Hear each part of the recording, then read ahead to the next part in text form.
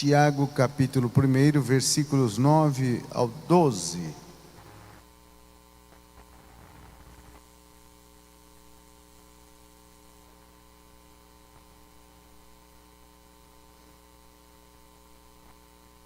Nós estamos falando sobre transformando tribulações em triunfos. Diz o versículo 9: deixe o irmão de baixa posição social se alegrar em quem ele é exaltado, porém o rico em seu abatimento, porque como a flor da erva ele passará. Porque o sol nasce com um calor ardente, e a erva seca, e a sua flor cai, e a graça da aparência perece. Assim também se desvanece o rico em seus caminhos. Abençoado é o homem que resiste à tentação, porque, tendo sido posto à prova, receberá a coroa da vida que o Senhor promete aos que o amam. O versículo 4 disse que a paciência, no entanto, realize a sua obra perfeita, para que sejais perfeitos e completos, sem vos faltar coisa alguma. Podeis assentar? Graças a Deus, irmãos, continuamos pedindo oração em favor da nossa nação, não, em favor dos nossos governantes, autoridades constituídas, para que Deus possa dar o melhor e maior entendimento para que o nosso país possa continuar marchando com um pensamento e uma visão diferente. Hoje, meus irmãos, nós tivemos na terça-feira, essas últimas duas terça-feiras, na primeira nós falamos qual é a atitude que eu devo ter quando venho enfrentar as tribulações da vida. A primeira verdade é que, queira sim, queira não, teremos tribulações, porque esta é uma promessa: no mundo tereis aflição. E qual deve ser a minha atitude? Então devo enfrentar todos, já que sei que vai haver tribulações e eu não posso mudar este panorama, então eu preciso agora mudar eu. Não uma circunstância, mas eu preciso ser mudado.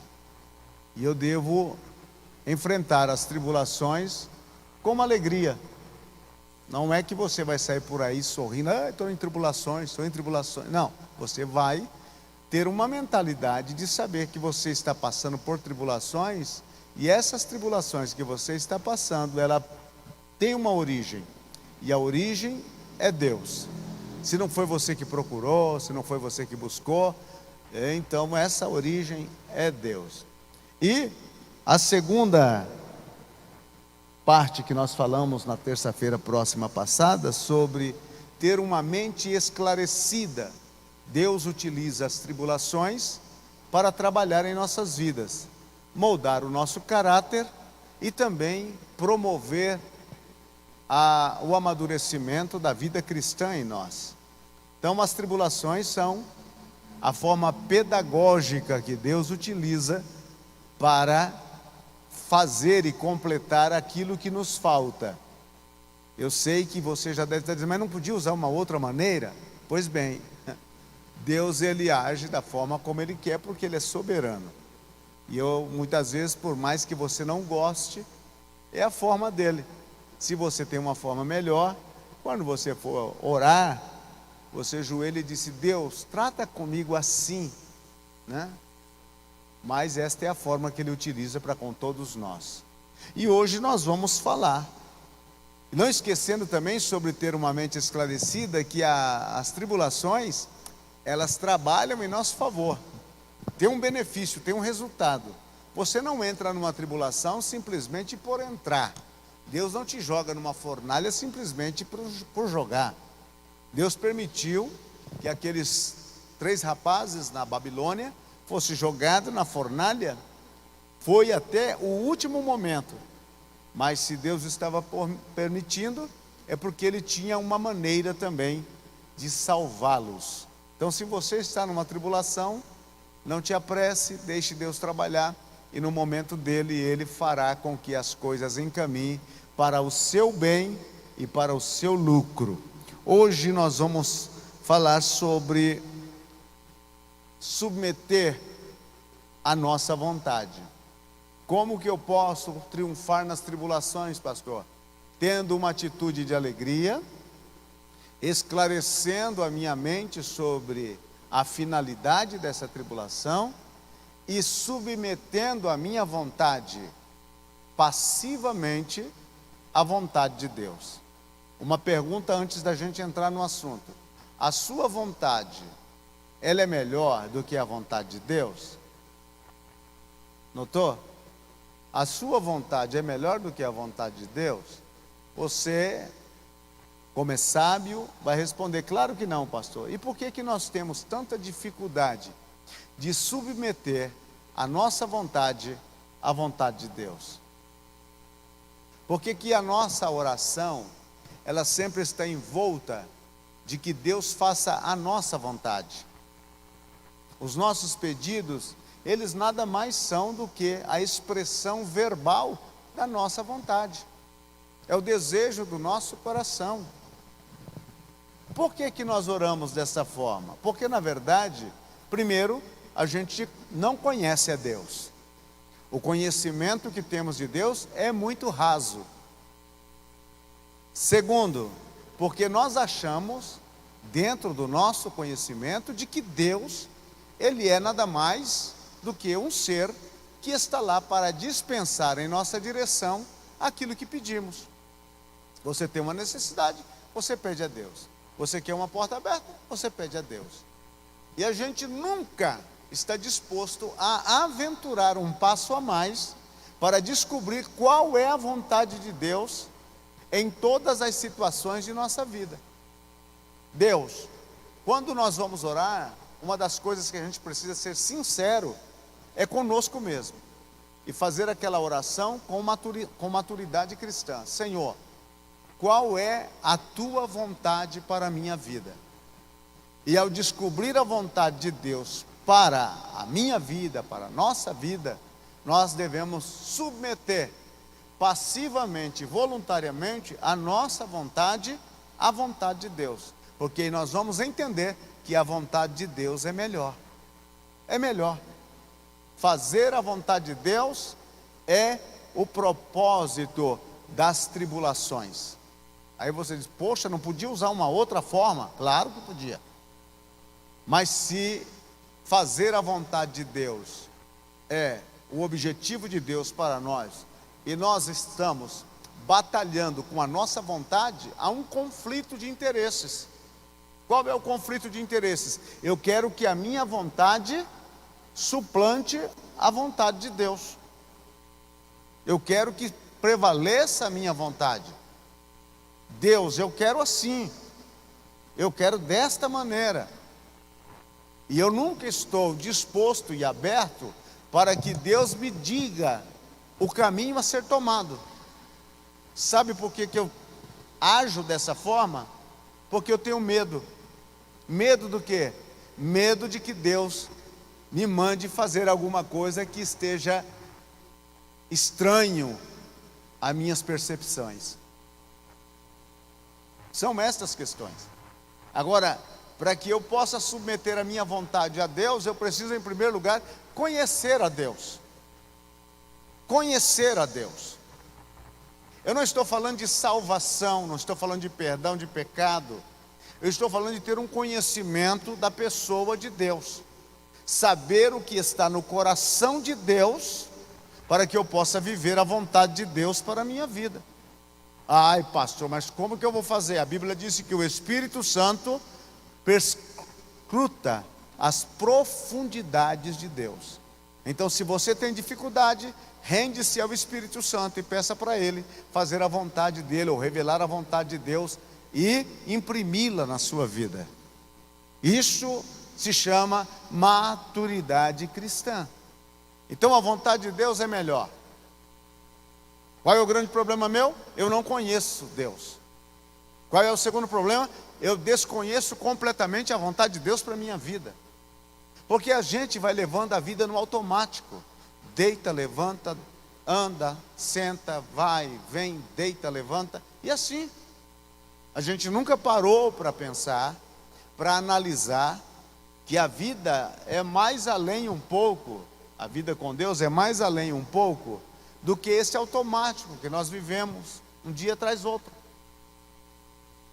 Nós nos tornamos pessoas que vivemos nesse automático.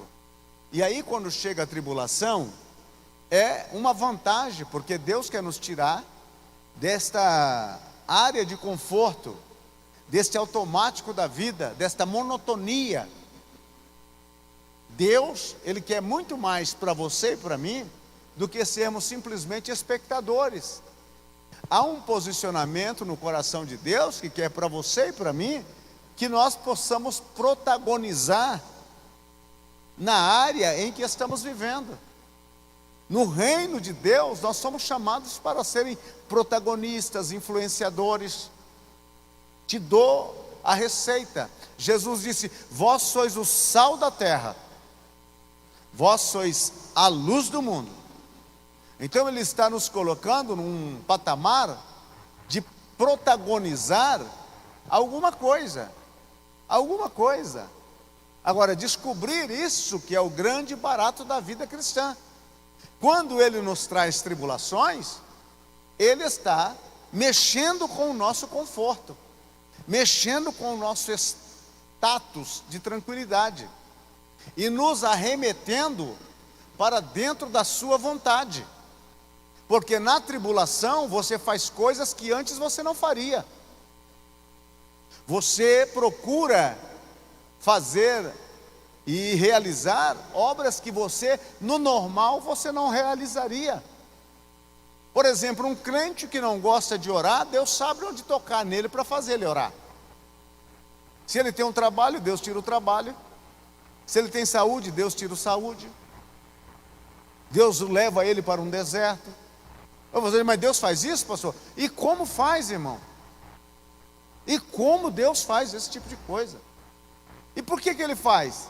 Porque Ele é um Deus vingativo? Não! Porque Ele nos ama e tem algo maior para cada um de nós.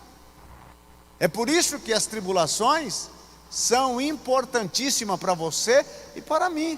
Então, bem-vindos para o reino das tribulações. Nós queremos só viver o lado da bênção, mas tem um outro lado que eu e você precisamos também viver. Então, meu querido irmão, você que está conosco nesta noite, e você que está nos acompanhando pela rede, eu preciso submeter a minha vontade à vontade de Deus, uma vontade submissa. Aqui ele apresenta dois estratos sociais, o pobre e o rico. Mas ele disse que o pobre precisa se alegrar na sua exaltação, e o rico precisa se humilhar na sua insignificância. Notou a diferença do pêndulo da balança? O pobre exalta ou se alegra na sua exaltação, porque o pobre, já por natureza, ele vive em estado de humildade. Mas existe uns pobres que é terrível, eles comem ovo e arrota peru. Tem pobre que eu vou dizer uma coisa, ele é a quarta pessoa da Santíssima Trindade, é o Pai, o Filho, o Espírito Santo e ele. Então ele está dizendo, olha, o pobre, ele se contente com a sua exaltação. Qual é a sua exaltação? É o que ele vai receber, a coroa de glória, a coroa da vida. Se neste mundo você não consegue ter um extrato social de abastança, de riqueza econômica, fique tranquilo. Ele também disse que o mundo passa, a vida passa, e ele faz uma comparação da vida como uma erva que nasce ao cair da tarde e no outro dia, quando o sol esquenta sobre ela, ela se desfalece. Então a vida nossa, ela tem um período aqui. Este período começou do dia em que você foi gerado no ventre da sua mãe. Agora muitos vão a 80, outros vão a 70, outros vão a 30, outros vão a 40, outros vão às 25, né? E assim por diante. Esta é uma realidade.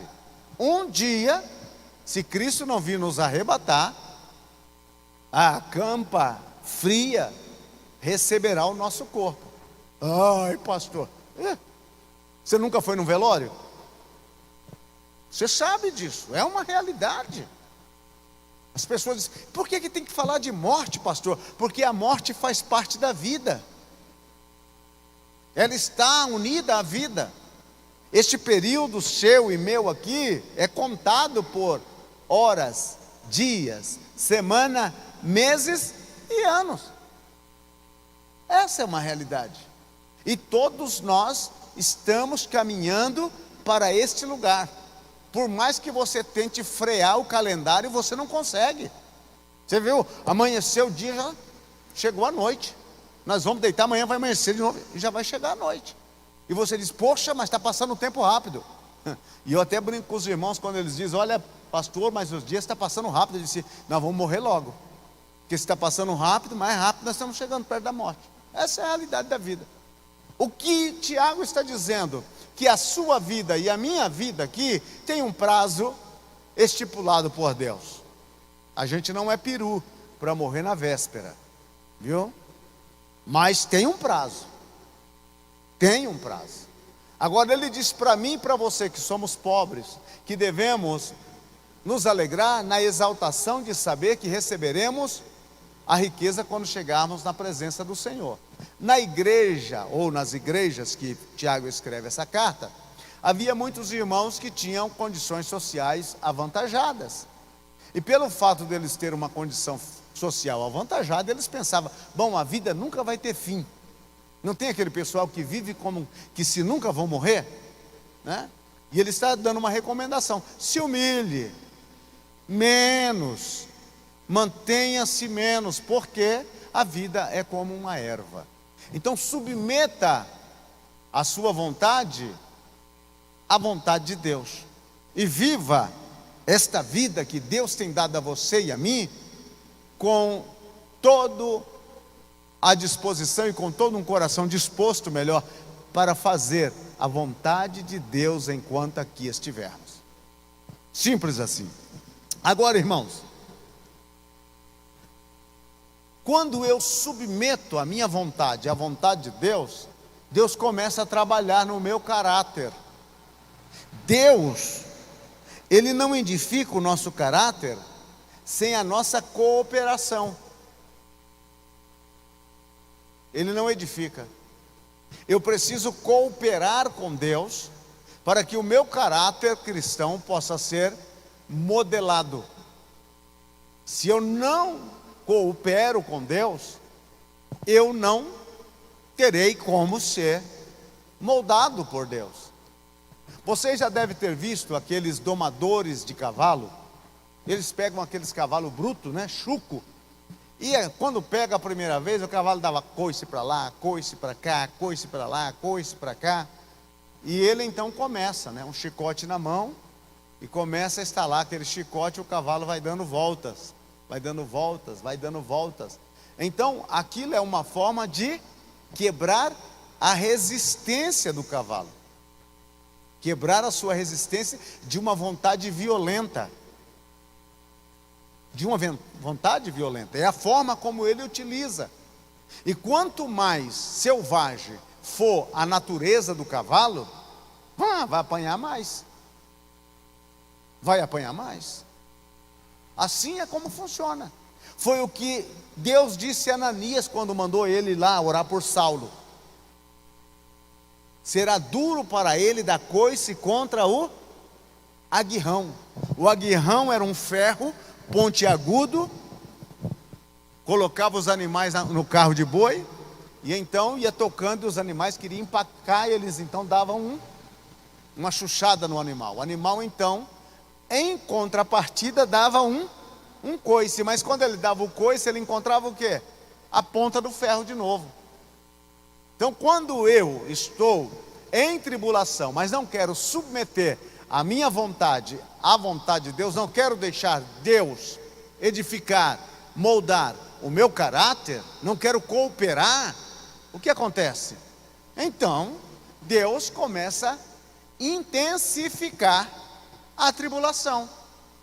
Quanto mais birra da minha parte, mais é intensificado a tribulação.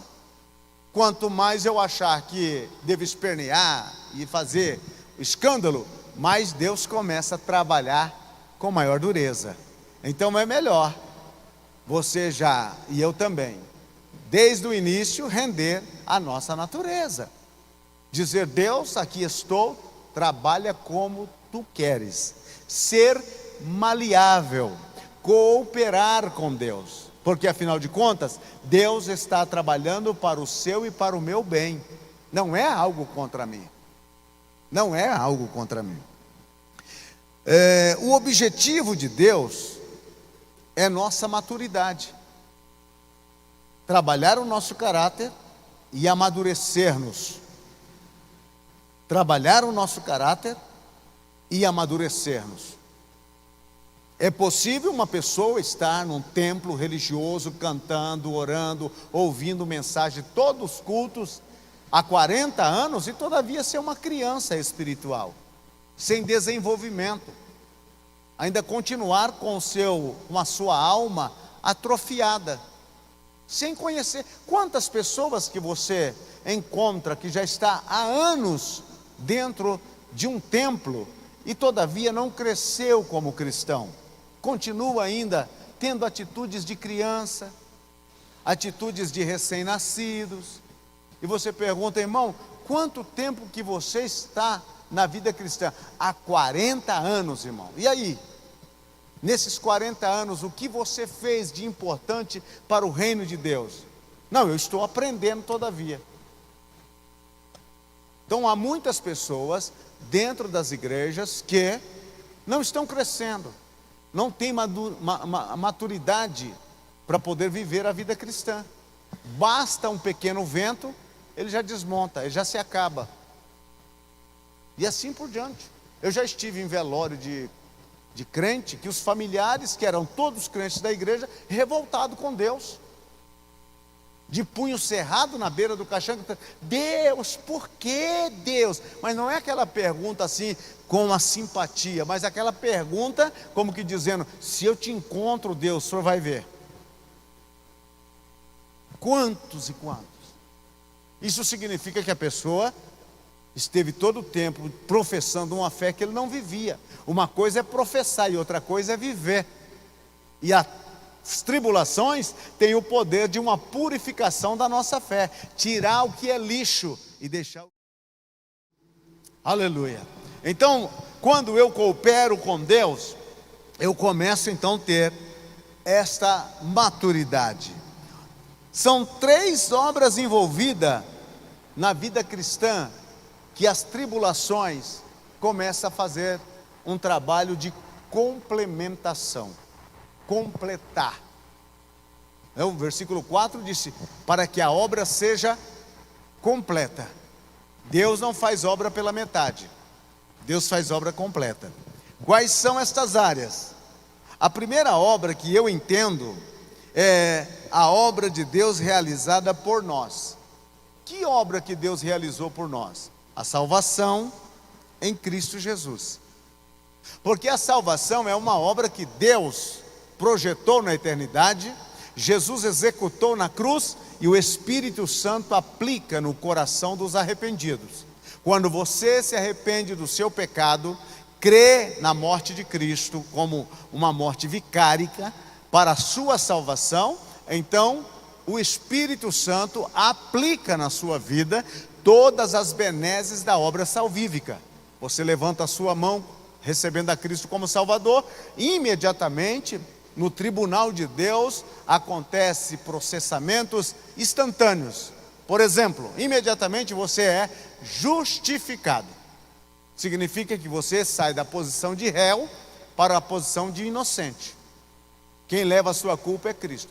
Todos os seus pecados são perdoados, desde o primeiro que você cometeu, quando entendia por gente, até o dia que você se arrependeu. Outra questão: você se torna filho por adoção na família de Deus, e se descancara para você os céus, com tudo aquilo que nele há. Você passa a se locomover no mundo dos homens e no mundo de Deus. Durante o dia você faz esse trajeto muitas vezes. Você pode fazer através da oração, você pode fazer através da comunhão, você pode fazer através da leitura bíblica, você pode começar a entender como que os céus pensa, como que os céus atua, como que os céus deseja, quais são os propósitos de Deus para a sua vida na terra, vindo desde os céus. Isso acontece com você. Este é o plano de Deus que Ele fez e que Ele realizou por nós. Segundo, a obra de Deus realizada em nós. Primeiro o que Ele fez por nós e agora o que Ele faz em nós. E o que Ele faz em nós? Se você fizer uma leitura básica da sua vida, você vai ver que você não é nem sombra da pessoa que era quando você chegou ao Evangelho. Faça uma leitura para você ver como foi que você chegou ao Evangelho. E alguns dizem: não, pastor, mas eu nasci num berço evangélico.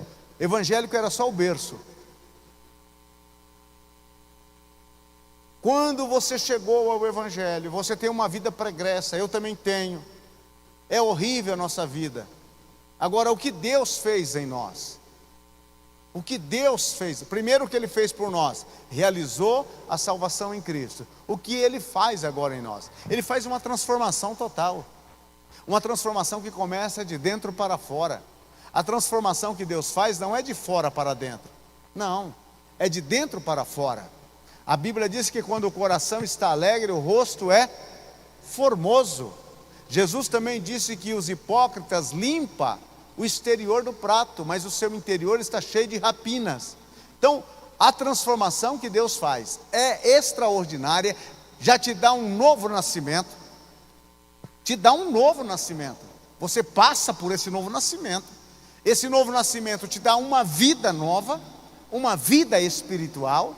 Agora, nesta vida espiritual, você pode adorar a Deus em espírito e em verdade, você pode comunicar com Deus, e é uma tamanha realidade que o próprio Espírito de Deus vem morar na sua própria vida. Ele está aí dentro de você. E você já não é mais aqueles que eram valentão, olha, agora são dóceis crentes que adoram a Deus. É por isso que Jesus disse: sede simples como uma pomba e prudente como uma serpente. A simplicidade. Ele também disse: aprendei de mim, que sou manso e humilde. Manso e humilde. Ai, pastor, mas eu tenho um caráter muito forte. É que ainda você não foi transformado.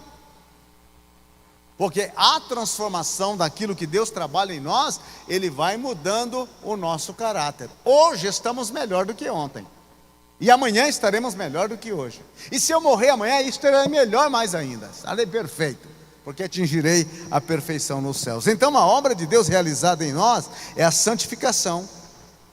Existe uma diferença entre justificação e santificação. A justificação é um ato. O que é justificação? É o ato pelo qual Deus torna justo aquele que crê em Jesus. Santificação é o processo. É um processo. Porque quando você recebe a Cristo, você entra no processo da santificação.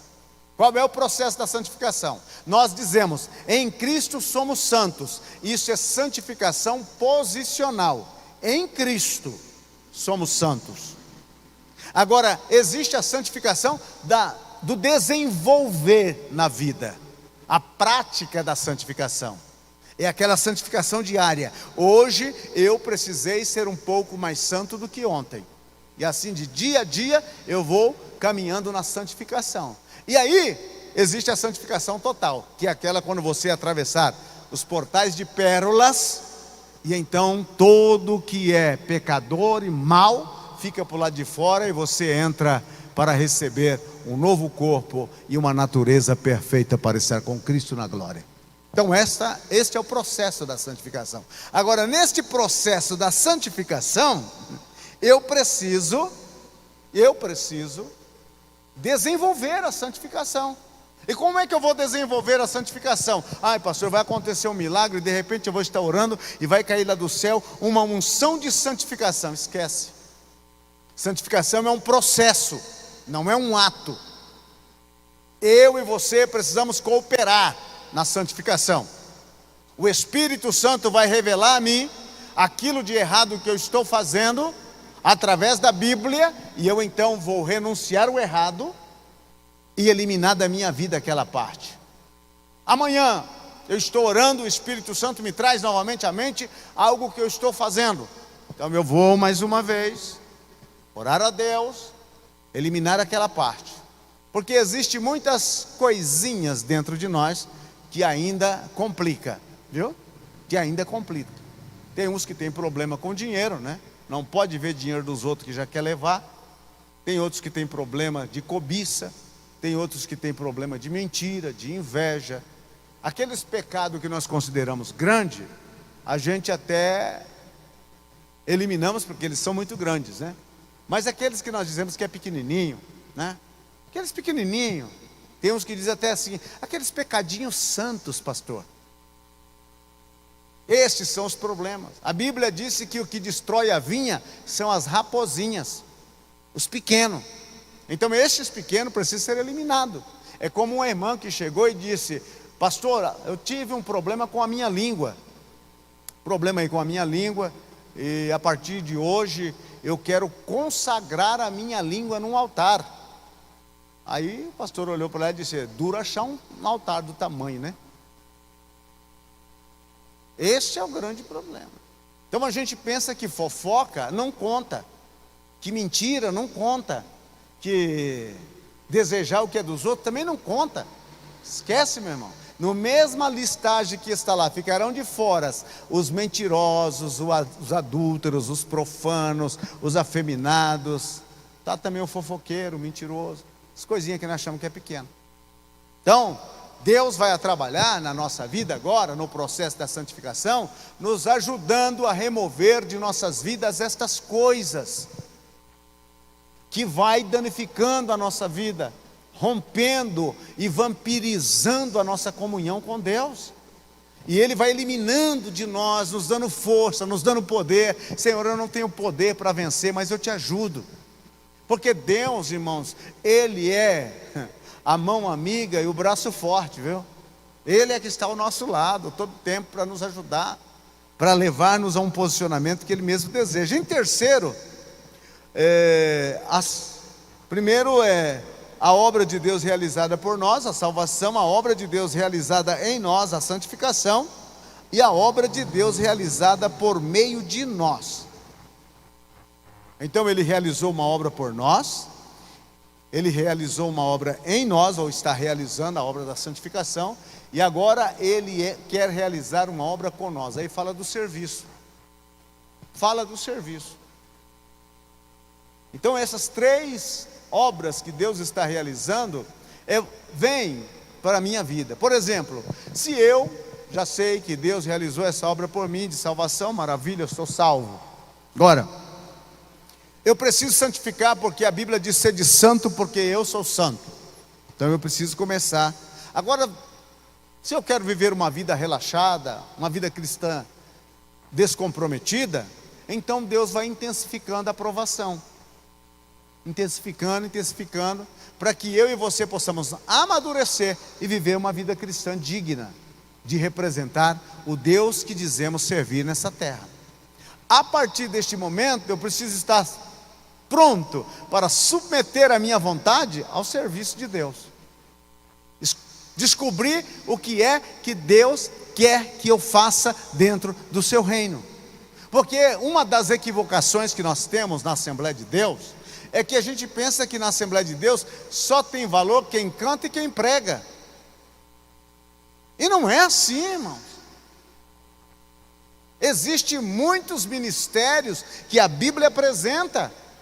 há ministério de socorro, há ministério de misericórdia, há ministério de exortação, há até ministério de generosidade. Eu e você precisamos descobrir qual é o meu ministério.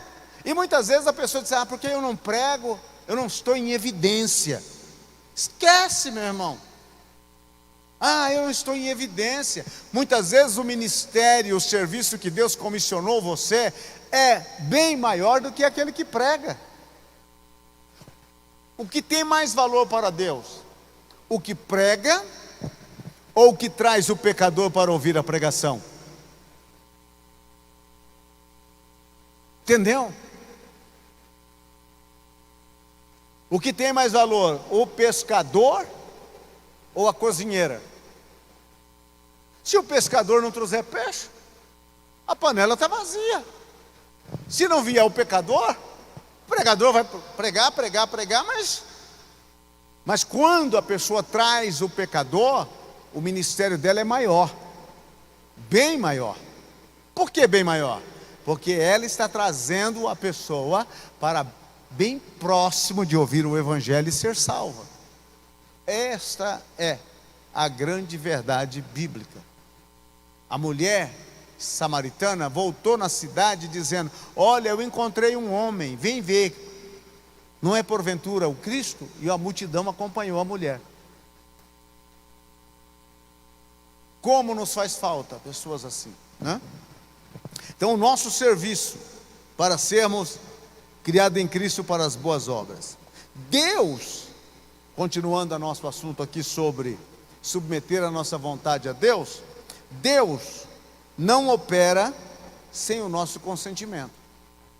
Deus, o Senhor pode entrar na sala, na cozinha, mas no quarto não. O Espírito Santo, irmãos, é nobre, é de uma nobreza, de uma fineza espetacular. Ele não vai te obrigar a fazer aquilo que você não quer fazer.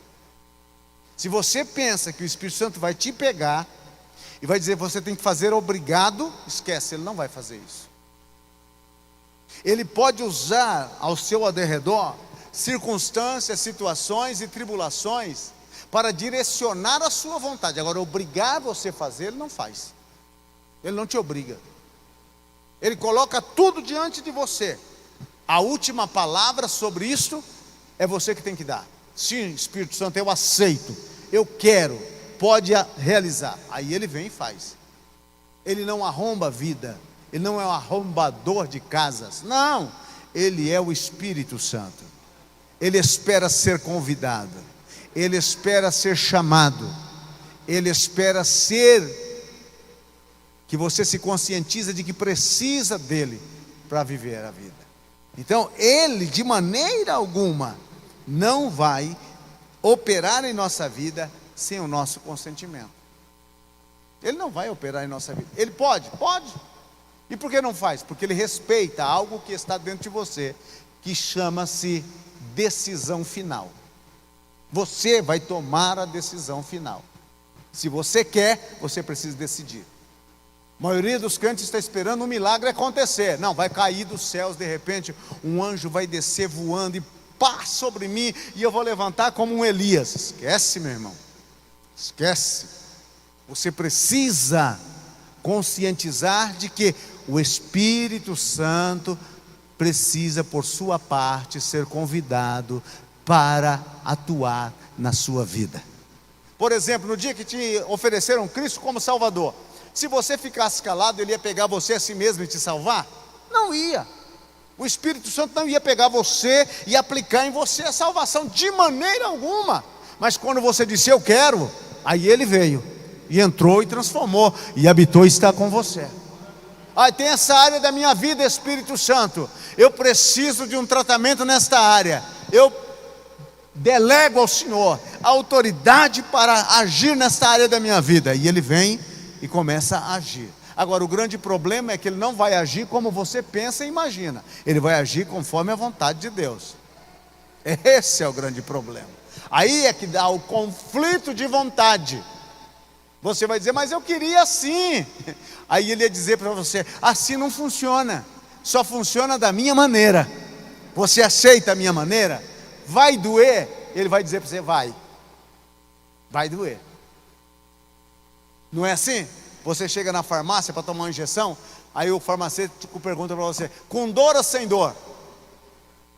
Aí você é esperto, né? Sem dor. Aí o camarada, tá, a Besotacil sem dor.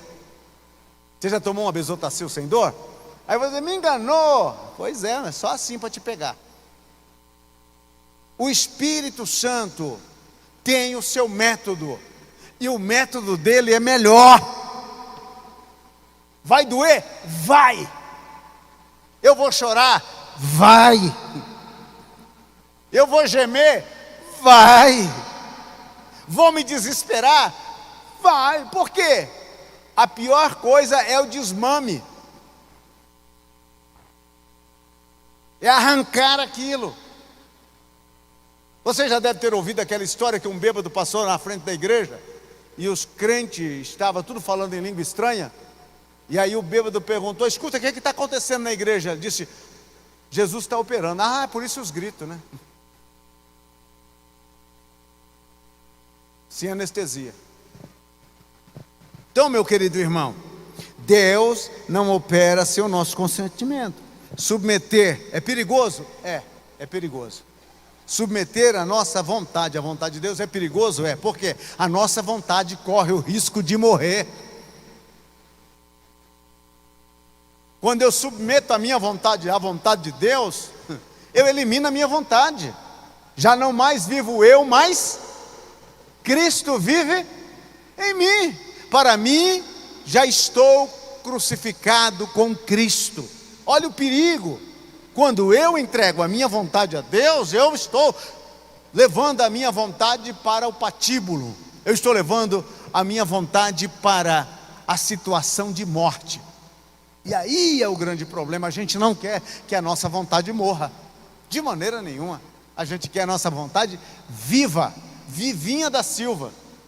Por quê? Porque nós queremos fazer um contraponto com a vontade de Deus.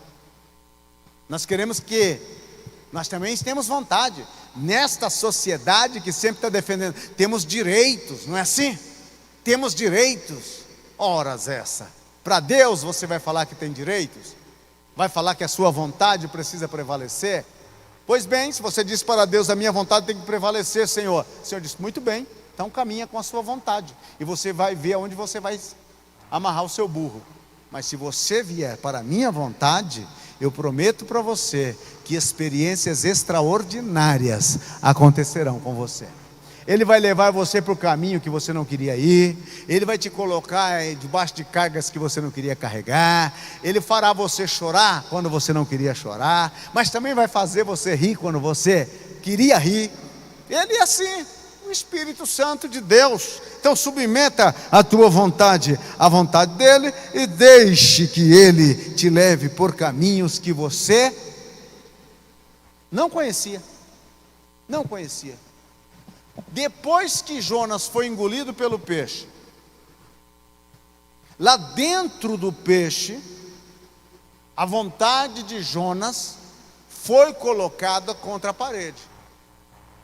Jonas pensou, ou eu me arrependo, peço perdão e aceito aquilo que Deus queria que eu fizesse, e eu fugi para não fazer, ou então, esse peixe vai ser o meu caixão.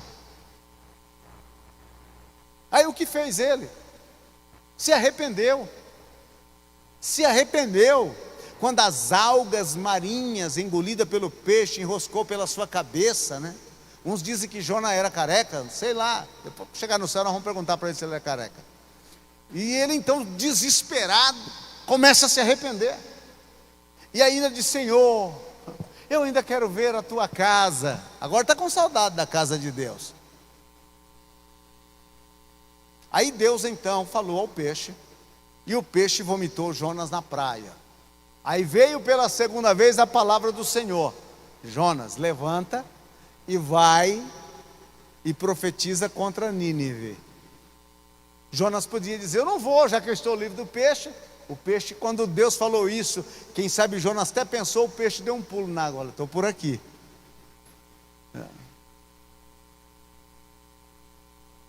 Irmão, Deus trabalha da forma como você não imagina e da forma como eu não imagino. Agora o importante é submeter a nossa vontade a dele. O processo é difícil, muito difícil o processo do amadurecimento. Por que é difícil? Porque nós estamos acostumados. Veja bem, você começa a dar, aqui eu quase não vejo criança com chupeta, né? Mas você começa a dar chupeta para a criança, não é assim? E põe chupeta, e o menino chora chupeta na boca, e molha no mel, chupetinha no mel, chupetinha com açúcar, para poder enganar. Ele vai indo, vicia o quê? Na chupeta. O dia que você tira a chupeta, ele não dorme de noite, não deixa você dormir. Uma semana, aquele meninão de 13 anos, os dentes já todos saltados para fora e chorando pela chupeta. Mãe, onde está a minha chupeta? Hã? E assim, o desmame, sair do que é verde para entrar no que é maduro, irmão, dói. Dói. Alguns dos senhores chegou no evangelho portando vícios, cachaça, cigarro, tabaco. Eu conheci um irmão que ele mascava tabaco, e tinha que ser do Arapiraca, jogava no canto da boca e ficava aquele negócio. De vez em quando soltava uma cusparada lá, e os dentes todos marcados com aquele negócio. Ele entregou a vida para Jesus, e ele não conseguia se libertar daquele negócio. E aí, um dia conversando com ele, eu disse: irmão, como é que o senhor está? Pastor, olha, eu vou dizer para o senhor, eu não consigo me libertar do tabaco. Falei: é, meu irmão, é. O que eu faço, pastor? Você ora bastante e começa a diminuir. Se você colocava 1 quilo de tabaco no canto da boca, coloca só meio e vai diminuindo. Cigarro, eu fumava, e eu fumava uma carteira, como eu dizia, carteira, né?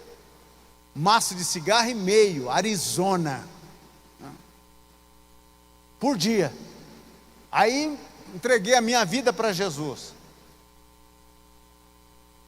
No outro dia ainda fumei um cigarro, que era um domingo. Entreguei num sábado, no domingo fui na casa da minha irmã, cerrei um cigarro, serrar, né, que falava? Cerrei um cigarro da minha irmã e estou lá. Aí veio na minha consciência e disse: mas eu agora sou crente, eu entreguei a minha vida para Jesus ontem. E ó, joguei a guimba. É guimba? Os que ainda fumam, é guimba? Joguei a guimba fora. E daquele dia em diante, eu não fumei mais. Mas irmãos, os primeiros 15 dias, Deus me livre e guarde. Eu estava andando e vinha aquele cheiro da fumaça do cigarro. Eu estava no quarto fechado e passava aquele cheiro, eu ficava desesperado. Mas eu tinha feito um voto: eu não vou voltar, eu não vou voltar, e eu não vou voltar, e até hoje, graças a Deus. Não sei daqui para frente, mas até hoje eu estou de pé. Então, irmãos, assim aconteceu em muitas áreas da vida de todos nós, que para deixar foi muito difícil. Tem pessoas que estão lutando com vício até hoje.